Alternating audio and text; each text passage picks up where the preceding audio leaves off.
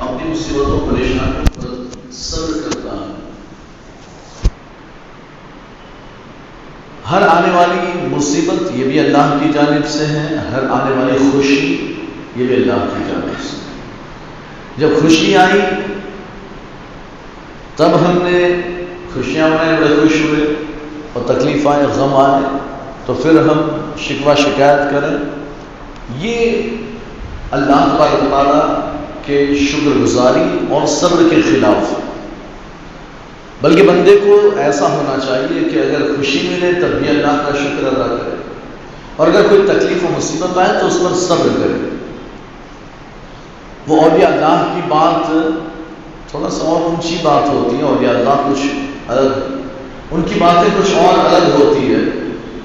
لیکن یہ کہ ہم تو کم سے کم اتنے ایسے بن جائیں اور ایسے ہو جائیں کہ نعمتوں پر، خوشیوں پر شکر ادا کریں اور تکلیف پر صبر کریں.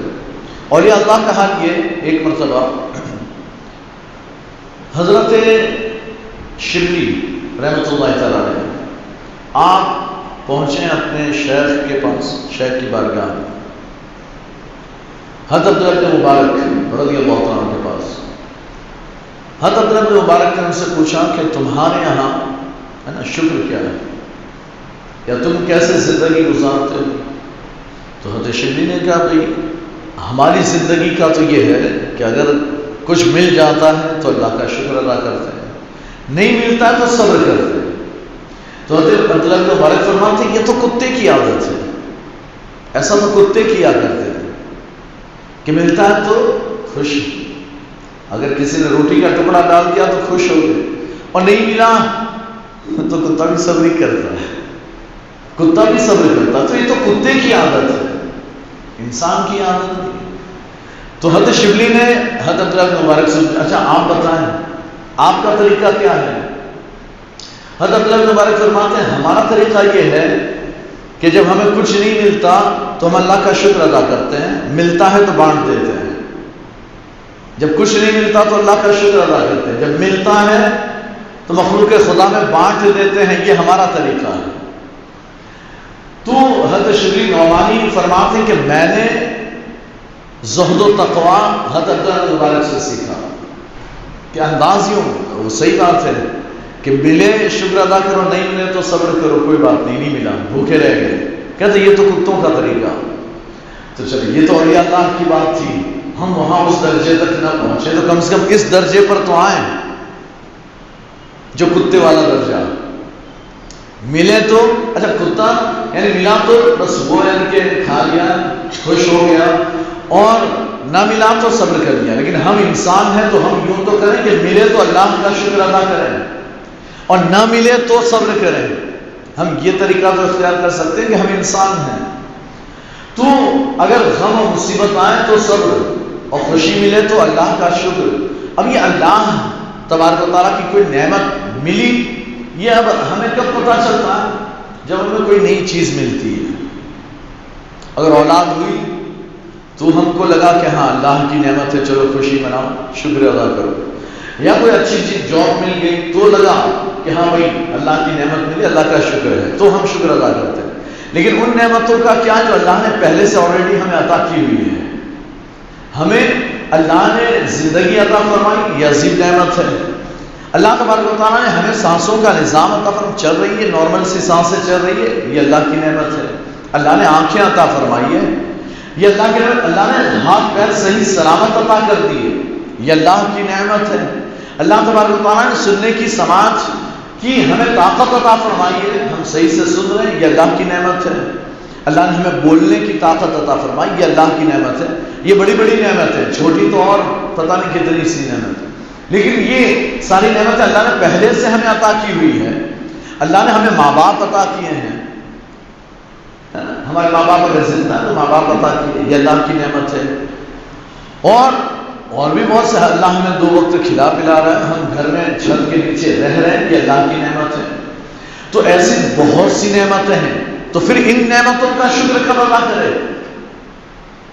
یہ وہ نعمتیں جو پہلے سے ملی ہوئی ہے، تو ہمیں لگتا ہی نہیں کہ اللہ کی کوئی نعمت ہمیں ملی ہے، اس پر ہمیں اللہ کا شکر ادا کرنا چاہیے، یہ ہمیں لگتا ہی نہیں.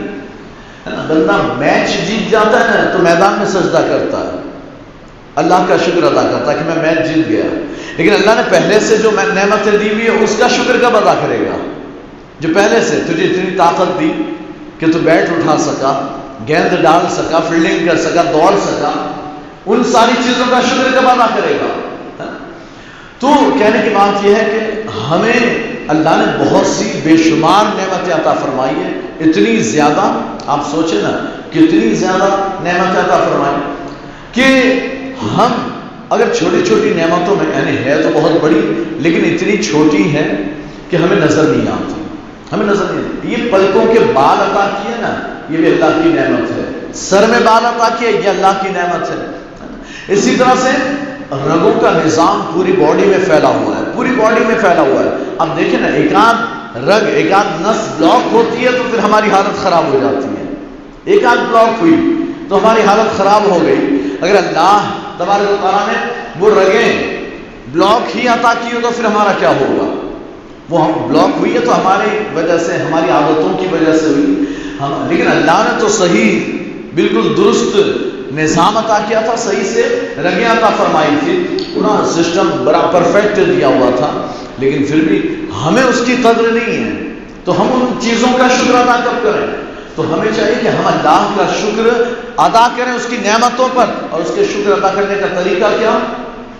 اللہ نے اپنے محبوب کو نعمتیں کوثر عطا فرمائی تو رب فرماتا ہے اِنَّا أَعْطَيْنَاكَ الْكَوْثَرَ، اے محبوب ہم نے آپ کو ساری کثرتیں عطا فرمائی. فَصَلِّ لِرَبِّكَ وَانْحَرْ، تو اس کا شکر یوں ادا کریں کہ اللہ کے لیے نماز پڑھیں اور قربانی کریں. تو ہمیں قربانی تو ہم سال میں ایک بار کرتے ہیں، لیکن نماز تو 5 وقت ہے، ہمیں نماز تو 5 وقت پڑھنی ہے. یہ اللہ کی نعمتوں پر شکر ہے. اللہ کی عبادت بھی ہوتی ہے، ہمیں ثواب بھی ملتا ہے، اور ساتھ ہی ساتھ اللہ کی نعمتوں کا شکر بھی ادا ہوتا ہے. اور غم آئے، مصیبت آئے تو پھر صبر، اور پھر صبر ایسا کہ صبر عند الصدمۃ الاولی، جیسے ہی مصیبت آئے صبر کرنا، یہ ہے صبر. کہتے اسی پر اجر و ثواب ہے. پہلے شکوہ شکایت کر لی، ہے نا، ایک یعنی کہ آہو ہوگا کر لیا، آہو ہوگا کر لیا، بالکل ایک دم سر پیٹ لیا، سینہ پیٹ لیا، بال نوچ لیے، پھر یعنی چلو کوئی بات نہیں صبر کرتے. اب کوئی صبر کا فائدہ نہیں ہے. اب کیا جو صبر کرنا تھا وہ پہلی مرتبہ میں کرنا تھا. پہلے ساری شکوہ شکایت کر لیا، ہے نا، سینہ پیٹ لیا، سر نوچ لیا، اور پھر اس کے بعد اب چلو کوئی بات نہیں اللہ کی مرضی صبر کرتے ہیں، تو پھر یہ صبر نہیں. الصبر عند الصدمۃ الاولی، سرکار فرماتے ہیں کہ پہلی ہی مرتبہ میں جیسے ہی مصیبت پہنچی صبر کیا تو پھر یہ صبر ہے، تو صبر ہے. تو امام علی مقام امام حسین رضی اللہ تعالیٰ عنہ کی شہادت کی یعنی کہ یہ ایام تھے، 10 محرم کو آپ شہید ہوئے. آپ دیکھیں حضرت امام علی مقام امام حسین رضی اللہ تعالیٰ عنہ نے صبر کی انتہا کر دی ہے.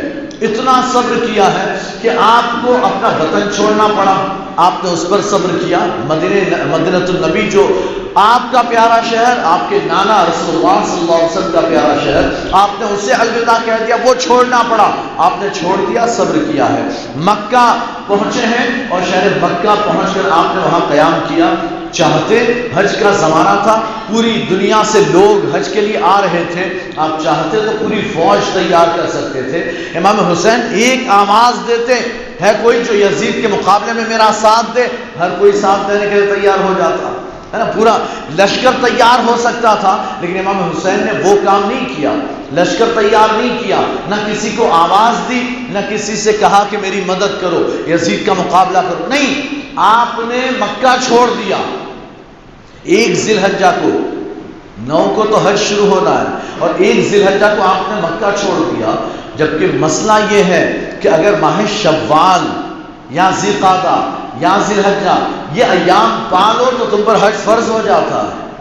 تو امام حسین نے تو ذی القعدہ بھی پا لیا، ذی الحجہ کی پہلی تاریخ بھی آ گئی، حج فرض ہو گیا.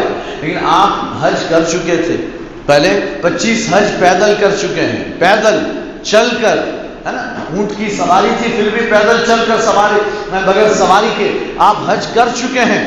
فرض بھی ادا ہو چکا، نفل بھی ادا ہو چکا، اور لوگوں نے جب جاننا چاہا کہ آپ جانے کی ضد کیوں کر رہے ہیں، حج کے ایام آ رہے ہیں، آپ کیوں نہیں رک رہے، تو امام حسین نے حضرت عبداللہ بن زبیر کو یہ جواب دیا تھا، میں نے اپنے والد حضرت علی کرم اللہ تعالیٰ وجہہ الکریم کو فرماتے ہوئے سنا، میرے والد نے مجھے بتایا کہ اللہ کے رسول نے فرمایا، سرکار نے ارشاد فرمایا، ایک مینڈھا وہ حرم کعبہ کی حرمت کو حلال کر دے گا، پامال کرے گا، میں وہ مینڈھا نہیں بننا چاہتا. یعنی ایک شخص کی وجہ سے حرمت کعبہ کو پامال کیا جائے گا، وہ شخص خانہ کعبہ میں ہوگا جس کی وجہ سے باہر سے دشمن خانہ کعبہ پر حملہ کرے گا، مکہ مکرمہ پر حملہ کرے گا، حرم میں جنگیں ہوں گی، خون بہایا جائے گا، خانہ کعبہ کو ڈھایا جائے گا یا اس کی عمارت کو نقصان پہنچایا جائے گا.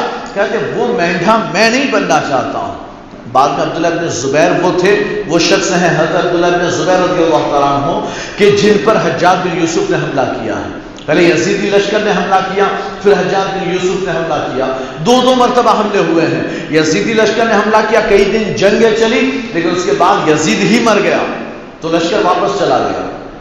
یزید مر گیا تو لشکر واپس چلا گیا. بعد میں حجاج بن یوسف نے حملہ کیا، حرم کعبہ کو بھی نقصان ہوا، اور ساتھ ہی ساتھ حضرت عبداللہ بن زبیر شہید بھی کر دیے گئے.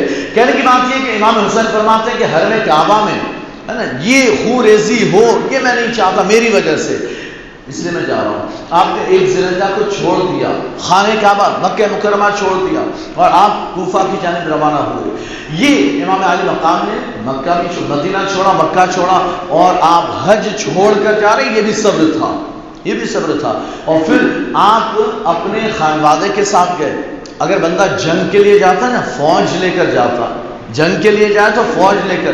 اگر کسی شہر پر قبضہ کرنا ہے، شہر پر قبضہ کرنا تو ساتھ میں فوج لے جائے، اور گھر کی عورتوں اور بچوں کو نہیں لے جانا ہے، اس لیے کہ شہر پر قبضہ کرنے جا رہے ہیں. اگر ہندوستان کی فوج جو ہے نا، اگر کسی کو قبضہ کرنا ہے لاہور پر، کراچی پر قبضہ کرنا ہے، قریب میں کراچی ہے، کہ کراچی پر قبضہ کرنا ہے، اور کراچی پر قبضہ کرنے نکلا بندہ، تو یہ نہیں ہے کہ وہ اپنے گھر کے بچوں عورتوں کو ساتھ لے جائے گا اور 100 آدمی لے گیا، چلو کراچی پر ہم قبضہ کریں گے. ایسا نہیں ہوتا.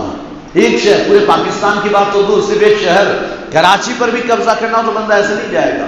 تو اگر کوفہ پر قبضہ کرنا ہوتا، اگر یزید سے مقابلہ کرنا ہوتا، تو آپ اپنے گھر کی عورتوں بچوں کو نہیں لے جاتے، آپ لشکر لے جاتے، اپنے صرف دوستوں اور ساتھیوں کو جو آ رہا ہے ساتھ میں بس اسی کو لے جاتے. یہ نہیں ہے کہ آپ نے کہا بھائی چلو میرے ساتھ، نہیں، آپ نے کسی سے نہیں فرمایا، بس کچھ لوگ ساتھ ہو گئے کہ نہیں ہم بھی آپ کے ساتھ آئیں گے، آپ ہیں ٹھیک ہے چلو، لیکن میں جا رہا ہوں، میں اپنے گھر والوں کو لے کر جا رہا ہوں. تو امام حسین نکلے ہیں، اور آدھے راستے ہی میں پتہ چل گیا امام مسلم شہید کر دیے گئے. امام مسلم کی شہادت ہو چکی ہے، آپ نے صبر کیا ہے. اور پھر آپ جب میدان کرب و بلا میں پہنچے ہیں، تو میدان کرب و بلا میں آپ کو 3 دن کے لیے آپ پر پانی بند کر دیا، 8 سے بند ہو گیا تھا پانی، تو 3 دن کے لیے پانی بند ہو گیا. اور ادھر آپ نے جب جنگ شروع ہوئی تو پھر آپ کے صبر کی انتہا ہے. جب جنگ شروع، ابھی تک تو یہ صبر ہو رہے تھے، یہ سارے صبر کرتے گئے، لیکن اب میدان جنگ میں جتنے بھی آپ کے گھر والے رشتہ دار، آپ کے جتنے بھی بھائی تھے، حضرت علی کے بیٹے، آپ کے بھائی ہیں، سوتیلے بھائی ہیں، لیکن یہ کہ حضرت علی کے بیٹے امام حسین کے بھائی، پانچ بھائیوں کی آپ نے لاشیں اٹھائی ہے، اٹھا کر لائے ہیں. میدان کربلا سے 5 بھائیوں کی لاشیں اٹھا کر لاتے ہیں، 3 چچاؤں کی لاشیں اٹھا کر لائے ہیں، اور 3 بھائیوں کی، دوسرے چچا زاد بھائیوں کی لاشیں اٹھا کر لائے. پھر اپنے بھتیجے قاسم کی لاش کو اٹھا کر لائے، اپنے بیٹے علی اکبر نوجوان بیٹے کی لاش کو اٹھا کر لائے، علی اصغر کو تو اپنے ہاتھوں میں شہید کروایا ہے. تو یہ سارے آپ نے صبر کیا ہے. عباس علمبردار حضرت علی کے بیٹے ہیں، حضرت عبداللہ ابن علی کے بیٹے ہیں، حضرت عمر ابن علی، حضرت جعفر ابن علی، یہ سب حضرت علی کے بیٹے ہیں، دوسری عورتوں سے، دوسری بیویوں سے، لیکن ہے تو امام حسین کے بھائی. اور ایسے بھائی نہیں، آج کل تو سگے بھائیوں میں نہیں بنتی ہے، وہاں تو اتنا مضبوط رشتہ تھا، سوتیلے بھائی تھے، لیکن حسین پر اپنی جان قربان کرنے میدان کرب و بلا میں. اور جب تک وہ خود شہید نہیں ہو گئے، انہوں نے امام حسین کو آگے نہیں بڑھنے دیا ہے نا. یعنی یہ سارے لوگوں نے اپنی جانیں قربان کی، تو وہاں سے یعنی کہ میدان کرب و بلا سے لاش کو اٹھا کر لانا یہ امام حسین کا کام تھا. اپنے سارے رشتہ داروں کی لاشوں کو امام حسین نے صرف انا للہ و انا الیہ راجعون پڑھ کر اٹھایا ہے.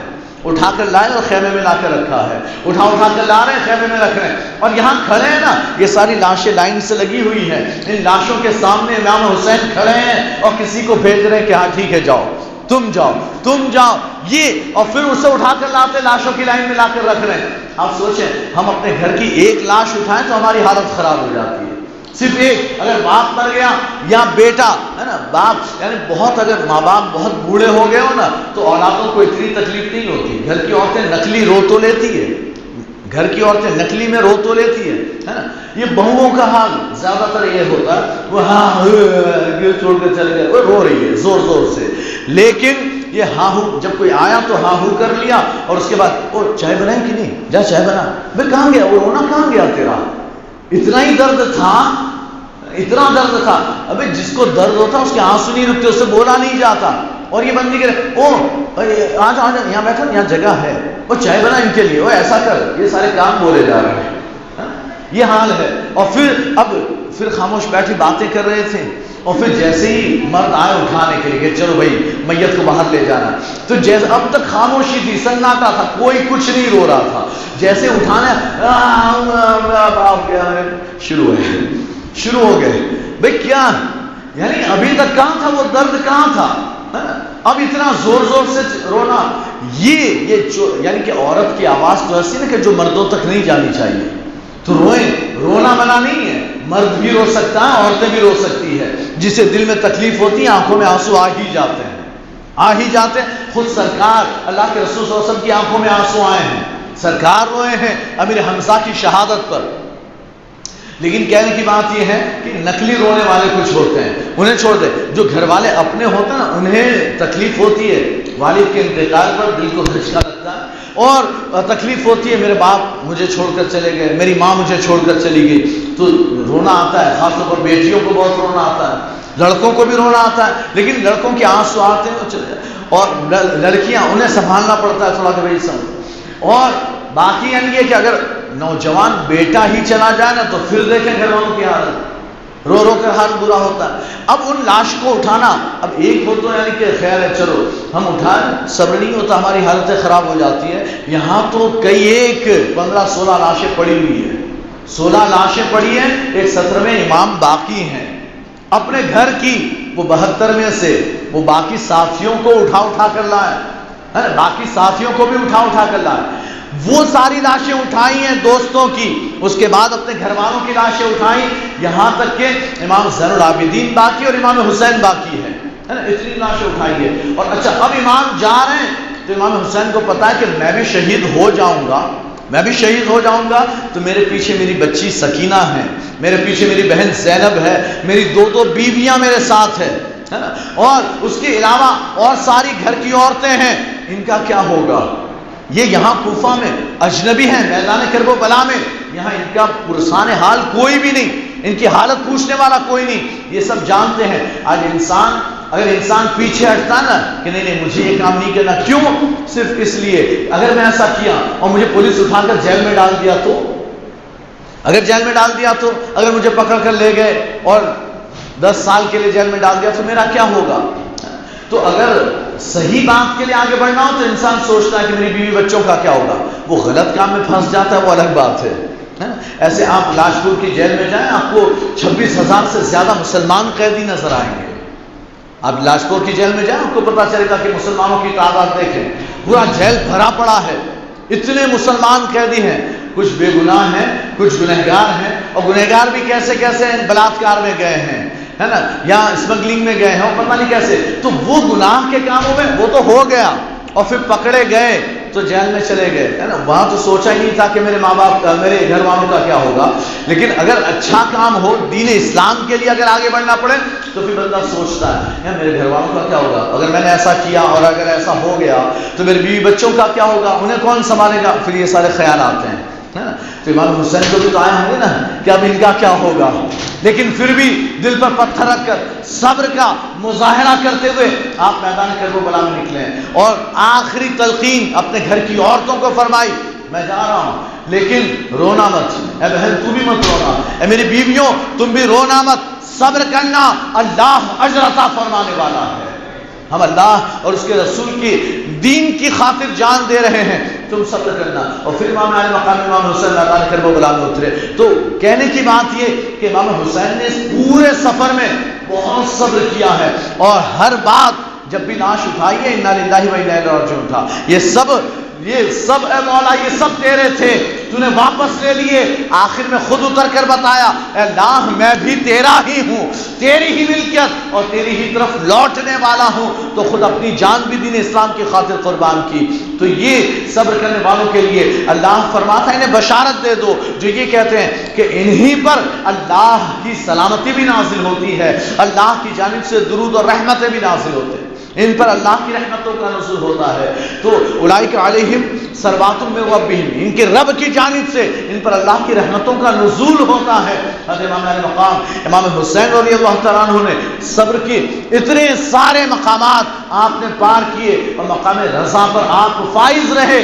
تو ہمیں چاہیے ہم انسان تو بنے کہ اگر کوئی نعمت ملے یا اللہ نے جو نعمتیں ہمیں دی ہیں ہم اس پر اللہ کا شکر ادا کریں۔ اللہ نے اتنی نعمتیں دی، ہم نماز پڑھ کر اس رب کا شکر ادا کریں کہ مولا واقعی تیرا شکر ہے، ہم اس لائق ہیں کہ تیری عبادت کریں، تو نے اتنی نعمتیں عطا فرمائی۔ لیکن اگر کوئی تکلیف آئے، مصیبت آئے، ہم صبر کریں کہ اللہ کی مرضی ہے، اللہ کی مشیت، ایسا کیوں ہے میرے ساتھ ہی ایسا کیوں ہوتا ہے، اے اللہ تو نے اس کو کیوں لیا مجھے کیوں نہیں لے لیا، اے اللہ یعنی کوئی اگر مصیبت آتی بندہ بیمار گھر میں لائن لگی ہوئی بیماروں کی، پتہ نہیں ہمارے ساتھ ایسا کیوں ہوتا ہے، ہم بیمار ہوتے ہیں، یہ بیمار ہوا، وہ بیمار، اس کے بعد وہ بیمار ہوا، پتہ نہیں کیا اللہ تعالیٰ ہمارے ساتھ کیا چاہتا ہے۔ اللہ تیرے ساتھ اچھا چاہتا ہے، اللہ تیرے ساتھ بھلائی چاہتا ہے، اس لیے بیماری عطا کی۔ جنہیں نہیں عطا کرتا، اللہ نے فرعون کو بھی بیماری عطا نہیں کی، 400 سال تک بیماری نہیں عطا کی، اس لیے کہ اللہ نے اس کے ساتھ بھلائی کا ارادہ نہیں کیا تھا۔ لیکن اللہ تبارک و تعالیٰ جن سے بھلائی کا ارادہ فرماتا ہے انہیں مصیبتیں عطا فرماتا ہے، انہیں بیماریاں عطا فرماتا ہے۔ کیوں؟ تمہارے اعمال اتنے نہیں، جہاں اللہ تمہیں جس مقام تک پہنچانا چاہتا ہے مصیبت دے کر تمہیں اس مقام پر پہنچا دیتا ہے۔ تم صبر کرو، 1000 سال عبادت کرتے اس مقام پر نہ پہنچ سکتے، اللہ نے بیماری دی، صبر تم نے کیا، اللہ نے وہ مقام عطا فرما دیا ہے۔ تو بہرحال ہمیں اللہ کی نعمتوں کا شکر ادا کرنا چاہیے، اور اگر مصیبت اور پریشانیاں آئیں اس پر ہم صبر کریں کہ ہم سب اللہ کے ہیں، اللہ کی مرضی، اس کی مشیت کو جو چاہے ہمارے ساتھ کرے۔ وآخر دعوانا الحمدللہ رب العالمین۔ السلام علیکم۔